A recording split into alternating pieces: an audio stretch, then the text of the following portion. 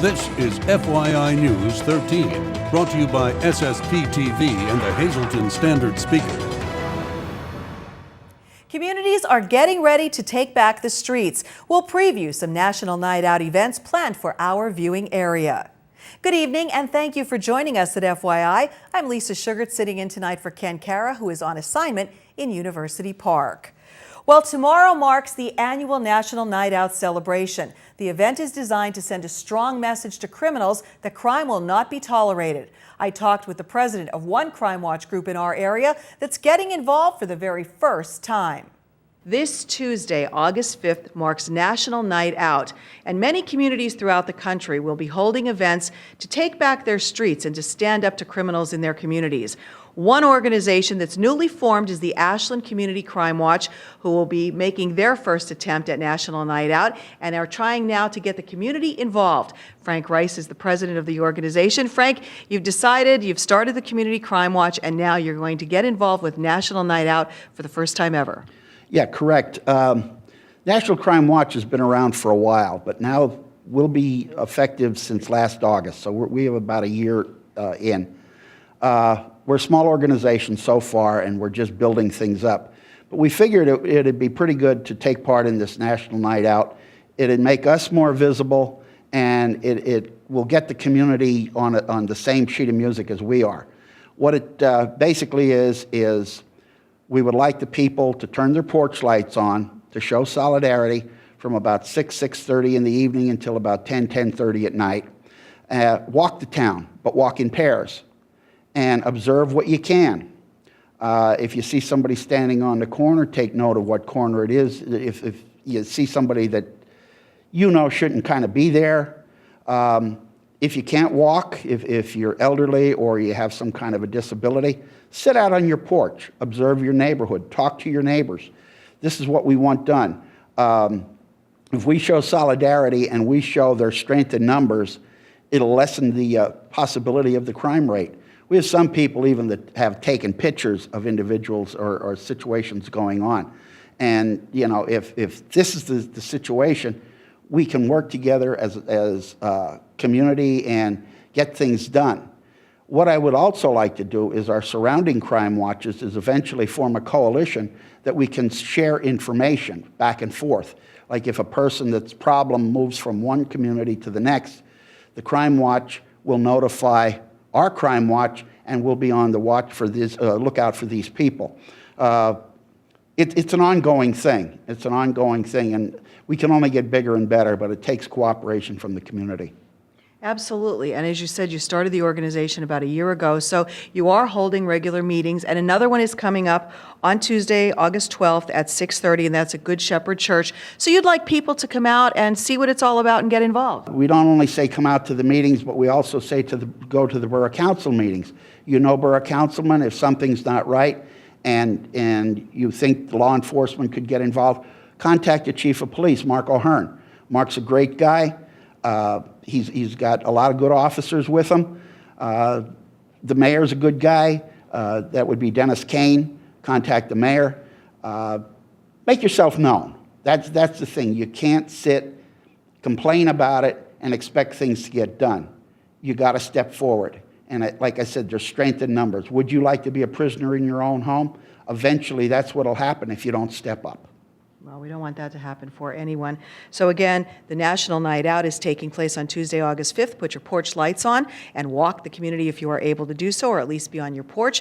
The meeting is on August 12th. And Frank, one last thing, I know you're raising money for signs to put up through the community that there is a crime watch. Correct. We have chances out now on a brand new, spanking new, still in the box, charbroil stainless steel grill. It's a 2-burner grill. And we've got chances out there, and it's like $2 a piece and 3 for $5. And they're at different places in town, different shops like the Donut Shop and Mays Drive-In and the Ashland Ford. And if I forgot anybody, I'm sorry. But we do have the chances out there, and we ask you to participate.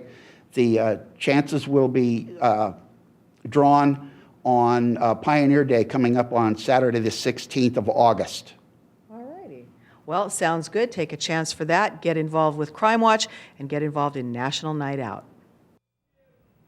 Well, meanwhile, the borough of West Hazleton is no stranger to National Night Out. We stopped by the borough building today as organizers were setting up the more than 90 tricky trays. Mayor Frank Schmidt encourages residents to take part in National Night Out. We'll have Rainbow the Clown, and we'll have a DJ here. We'll have hot dogs, hamburgers, and snacks for the people, and we'll have games, and we'll have a lot of things going on here. We have all these tricky trays here. We're going to be auctioning off tomorrow, and we have a bake sale tomorrow. It's going to be fun, and we expect a lot of people to be here tomorrow. National Night Out will also feature fingerprinting by Borough Police, the fire company's Smokehouse, the West Hazleton Ambulance, the Rescue Squad, and local organizations. National Night Out takes place tomorrow from 5 to 8 outside the West Hazleton Borough Building.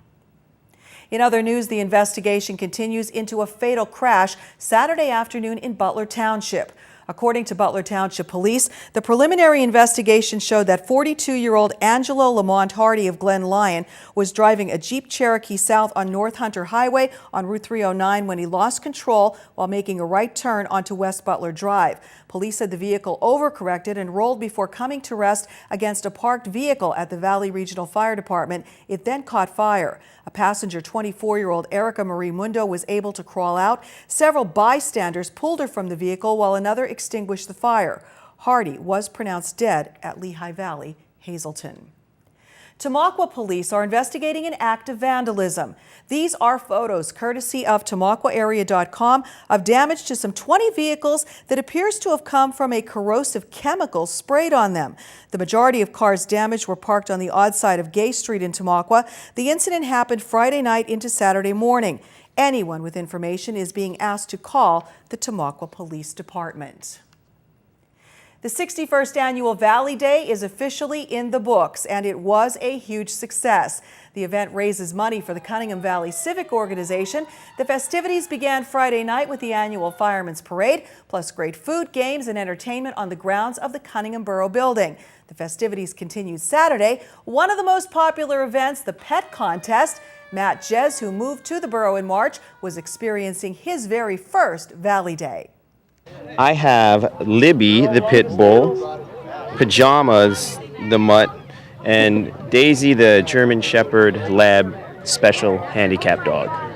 Now you say special handicap dog. Tell us her story.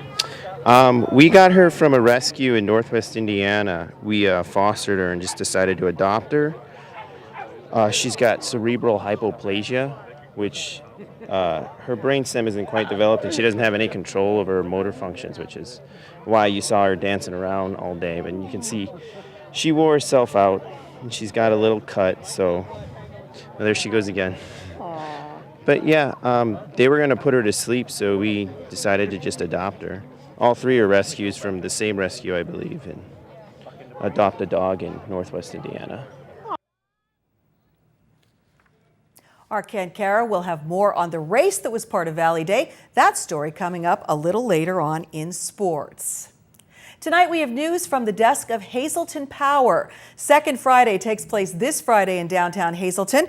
The event will feature a walk of the block tour detailing Hazleton's architectural history. That starts at 5:30. The weekly downtown farmers market from 10 to 2. Games for the kids from 5 to 7.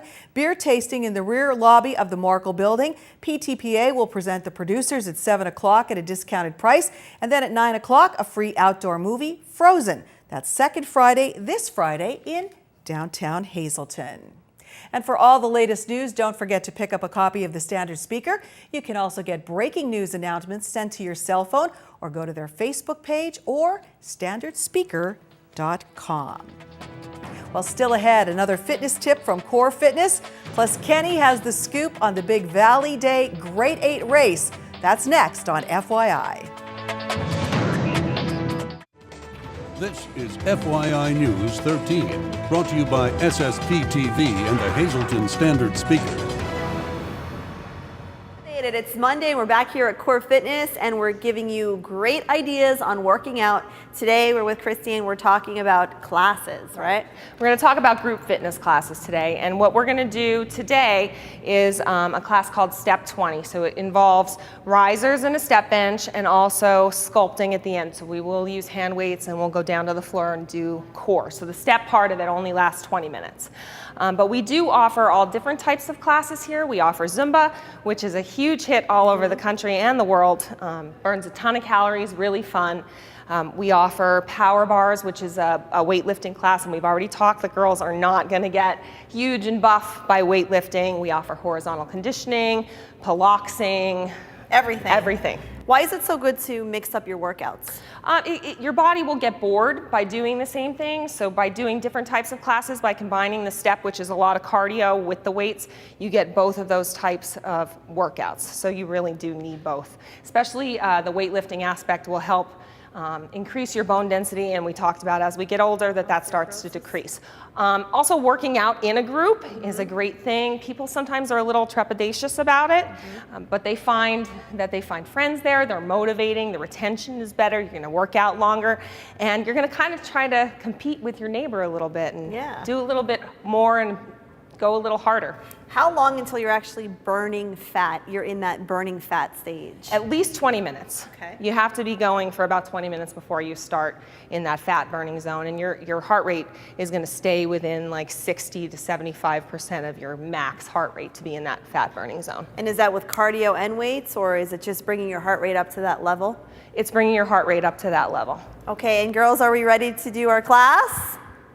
Look at, they're so excited. So again, what the benefits we said are that working out with a partner or working out in group really keeps you focused and determined, and you stick to a program, right? Definitely. And you push yourself. You check in on each other via text or phone call or Facebook, and you say, you know, I'll meet you at the gym today. And you keep each other, accountable for what you're doing. Okay, and Core Fitness, if you're just tuning in for the first week, is an exclusive gym here in Hazleton, located right on Broad Street, and it's women only, which I love that part. Women only, sorry guys, right? Yeah. All right, we're not really sorry. We're not sorry here. All right, we'll see you next week right here. Every Monday we talk about fitness on FYI. We're in your community. Time now for FYI News 13 weather. Here now, a nice shot in West Hazleton, courtesy of our Mike Terleski. Here's the latest weather forecast from the National Weather Service. For tonight, you can expect clear skies, a comfortable low of 61 degrees, a slight chance of showers and thunderstorms tomorrow. Otherwise, sunshine with a high getting up to 80 degrees. Tuesday night, more rain in the forecast with a low down 60. And then on Wednesday, more of the same, showers and sunshine with a high of 75 degrees. And then for Thursday and Friday to end out your work week, sunshine, dry, a high of 75 degrees with overnight lows very comfortable in the 50s. Tonight's weather is brought to you by Valley High, the area's oldest ice cream and fast food restaurant. Stop on in for a cold treat including our ice cream and yogurt, or some hot food including our burgers, hot dogs, fries, and much more. That's Valley High, Route 93 in West Hazleton. Treat yourself today. Time now for tonight's community calendar. The Sugarloaf Fire Company will host its first ever health and safety fair this Sunday from 9 to 5 at the Fire Company headquarters, West County Road in Sugarloaf. The event includes demonstrations, free blood pressure screenings, information tables, a Life Flight helicopter appearance at noon, a bounce house, face painting, food and beverages will be available. To make a donation or inquire about a stand, you can contact one of the telephone numbers that are up on your screen. And now here is a look at today's midday winning lottery numbers. If you played, good luck. We'll be up with sports right after the break.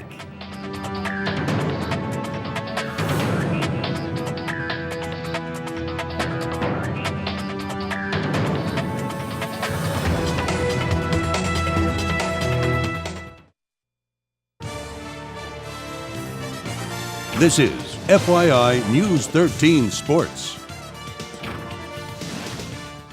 Welcome to sports. Ken Cara is in University Park today for Penn State Media Day. He posted this photo earlier today on the FYI News 13 Facebook page. Ken will be previewing the new Nittany Lions and new head coach James Franklin tomorrow and Wednesday right here on FYI.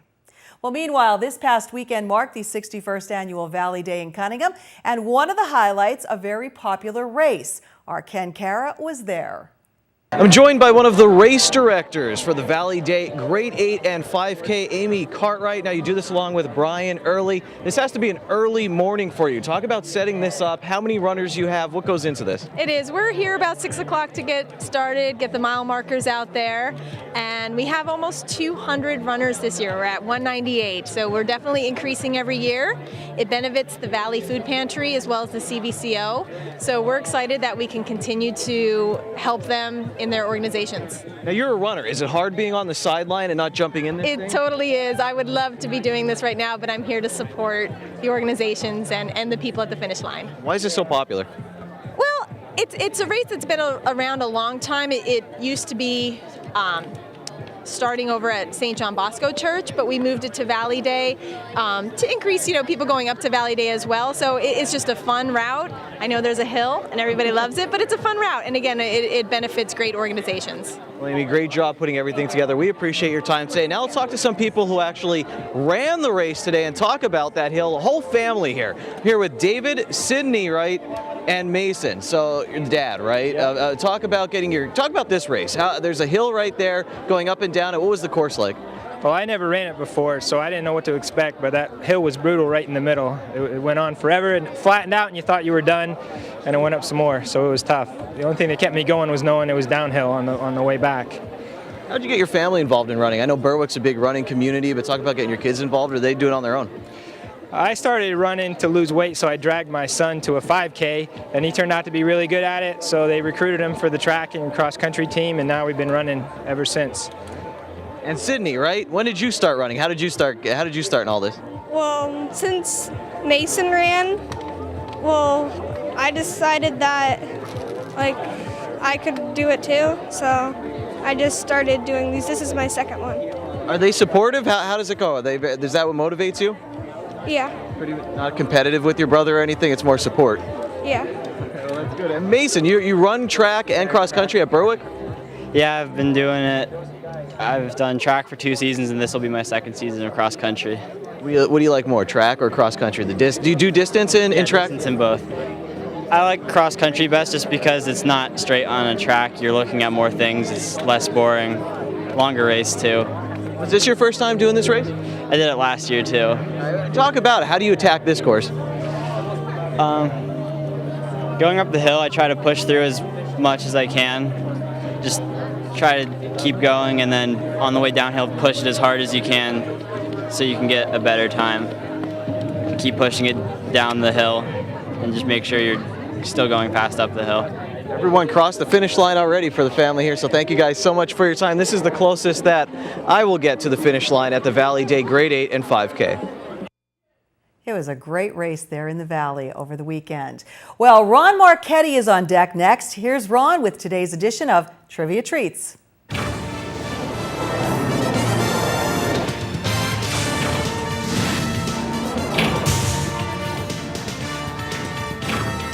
Which baseball player created an international incident by killing a seagull? Hi, everybody. This is Trivia Treats. How do you kill a seagull in the air without a gun? The answer? With a baseball. It happened on this very day, August 4th, 1983, 31 years ago. Today. That's right.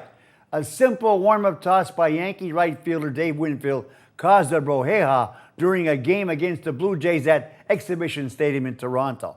Prior to the bottom of the 5th inning, Winfield was playing catch with the ball boy when one of his throws struck and killed a seagull. Angry fans pelted Winfield with debris. After the game, a 3-1 New York victory, police arrested Winfield on criminal charges of animal cruelty that could have potentially involved 6 months prison time. Mother of God! Winfield was released on $500 bail the following day. Charges against the Yankee star were dropped when the Crown Attorney ruled the seagull's death was accidental. No kidding.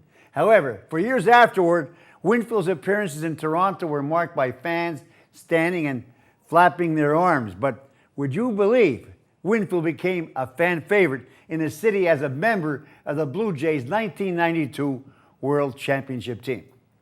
Staying with baseball, on this very day in 1974, 39 years ago, Chicago Cubs pitcher Bill Bonham allowed hits to the first 7 batters he faced, 4 of them for extra bases, leading to a 13-5 loss to the Phillies at Veterans Stadium in Philadelphia. Dave Cash led off with a single. Larry Bowa singled. Gary Maddox homered. Greg Luzinski singled. Jay Johnstone doubled. Tom Hutton also doubled. And then Mike Schmidt homered.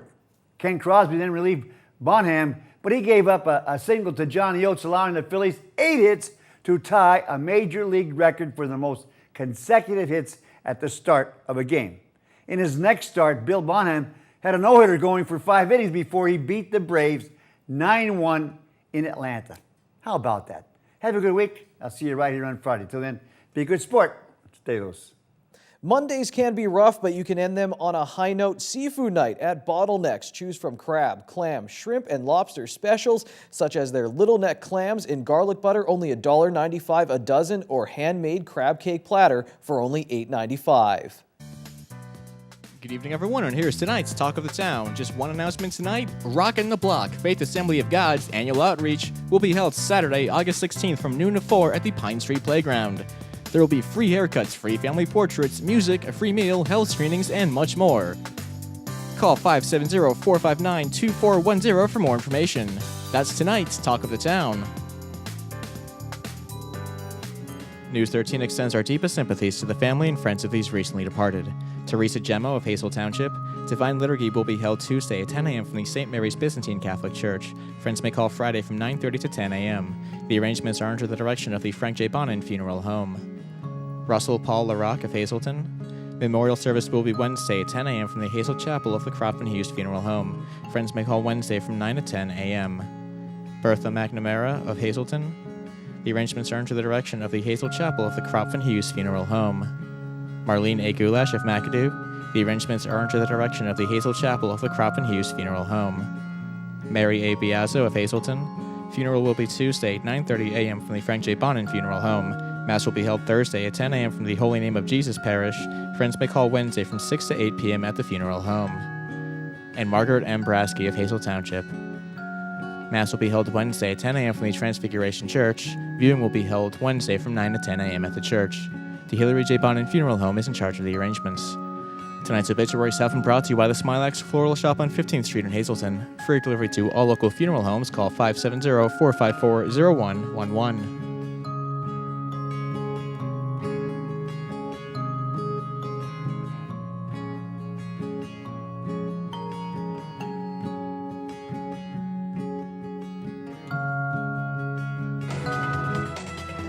Attention pay-per-view subscribers, if you see your name right now on Channel 13, you'll have 13 minutes to call in and win a free movie from Service Electric Cablevision. Tonight's winner is William Gibbons of Drums. William, if you're watching, give us a call right now at 570-459-9813 to win your free movie.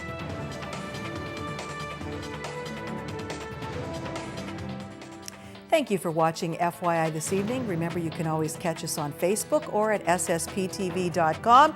Kenny will be back tomorrow, and he'll also be back with news from Happy Valley on Penn State Media Day. And just one final note, happy early birthday to Sam Lassant Jr. and Janine Lassant Mazurkevich, who are celebrating tomorrow, August 5th. So tell them happy birthday. We'll see you back here tomorrow night.